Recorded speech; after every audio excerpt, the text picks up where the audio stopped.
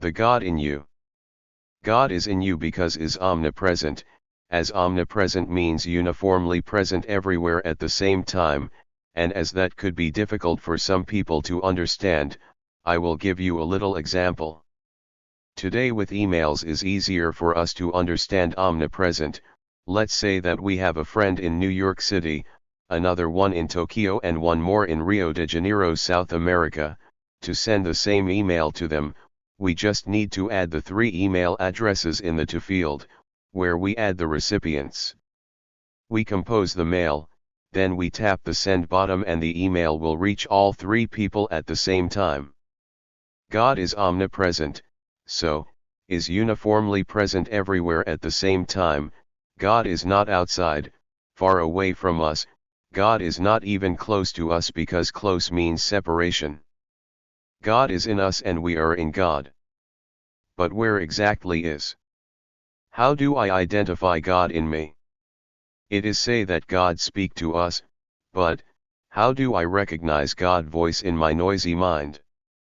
How do I do work with God and not against? How do I create the life I really want and avoid frustration? To answer this kind of questions we have this channel. We have to understand that we have 2 minds, and the main battle between good and evil is in our mind. The battlefield is our mind. We have the mind of a man and the divine mind or mind of Christ. In 1 Corinthians 2:16, Paul quotes Isaiah 40:13 and then makes the statement. We have the mind of Christ. You may be wondering which is the mind of man and which is the mind of Christ. The mind of a man, if the one who tells us, for example, how limited we are, it is the one that might tells us. With the parents you had you cannot expect much of life. This mind tells us that we are not capable of achieving what we really want. It is the mind that tells the man that he is not intelligent enough, that he does not have talent, that he is not attractive enough, and all kinds of unpleasant and limiting beliefs. This man mind can be your best friend, but, when it is not disciplined and under control, is really our enemy, because this mind is not consciousness, appear to be consciousness but is not. This man mind it's also limited because just believe in what we can see through the eyes, touch, smell, taste, and hear. You must have heard people saying, when I see it I believe it. That statement is being guided by the mind of man with all the limitations that this implies, as we will see in this and in other videos. In 2 Corinthians 5:7 says, for we walk by faith, not by sight. Our rational mind, of man, needs and depends on sight and the other senses, but, think about it, this rational intelligence cannot keep you alive.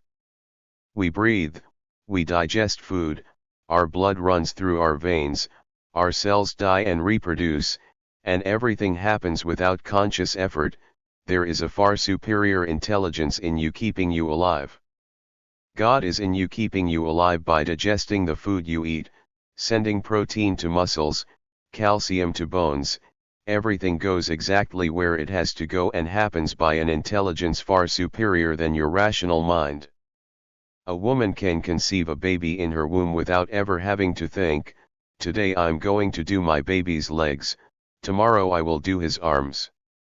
None of that is necessary, right?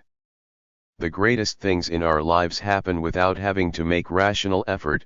It is great to have a rational human mind, but we need to learn how to use it, because it is through this mind that all lack, illness, and limitations enter our lives.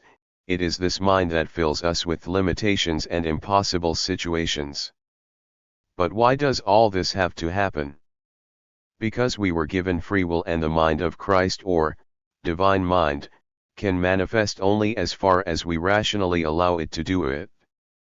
The whole universe is God, and Christ's mind has infinite resources at its disposal, but, when man's mind says, it is not possible, I cannot do it, there is not way out of this situation, we get stuck because Christ's mind pauses, waiting to be asked to do, transform, or manifest something that man needs or desire. All limitation, all lack, all impossible enters our lives through our rational mind of man. The divine mind is unlimited, it has infinite resources that the rational mind cannot even imagine. The mind of man is limited to the resources that sight and the other senses can verify their existence. We are our enemy when we find ourselves in a situation that we do not want and we say that it is impossible to get out of it. When we say that it is impossible to heal an illness, when we say that it is impossible to get out of debt, when we say that it is impossible to get out of depression, when we say that it is impossible to get out of alcohol or drugs, when we do this we are putting limits on God, we are putting limits to the mind of Christ, we are putting limits on the intelligence that keeps us alive. The intelligence capable of digesting what we eat is the same intelligence capable of forming a perfect baby in the womb of a woman. That intelligence is God in you, it has unlimited resources but always obeys the mind of man. God does not contradict the mind of man. How a man think and feel will determine the destiny he will arrive. It says in the Bible from the book of Proverbs, chapter 23, verse 7, "As a man thinketh in his heart, so is he." That means that you must watch and take care of your thoughts and your emotions, because the joy of waiting for something good to happen is bringing it into existence. Likewise, the fear of expecting something bad to happen is bringing it into existence. One of the greatest psychologists in history, the American William James said, "The greatest discovery of my generation is that a human being can alter his life by altering his mental attitudes." The greatest battle between good and evil occurs within a man, the battlefield is his mind, the enemy speaks to us in our mind. That's why the enemy is so dangerous and difficult to discover. Great men of history discovered this truth. Napoleon Bonaparte, one of the greatest conquerors in history, said, "The biggest battle I have is with myself every day." The great emperor Julius Caesar said, "The greatest enemy will hide in the last place you would ever look." The enemy, it's not outside of us, it is not the parents we had nor the environment in which we grew up, is not the government, it is not your ex, nor is it the neighbor. We all know how easy it is to get in the trap of looking outside of us the cause of our misfortune. This is a real trap because we get stuck where we are, taking away our possibility of moving towards where we really want.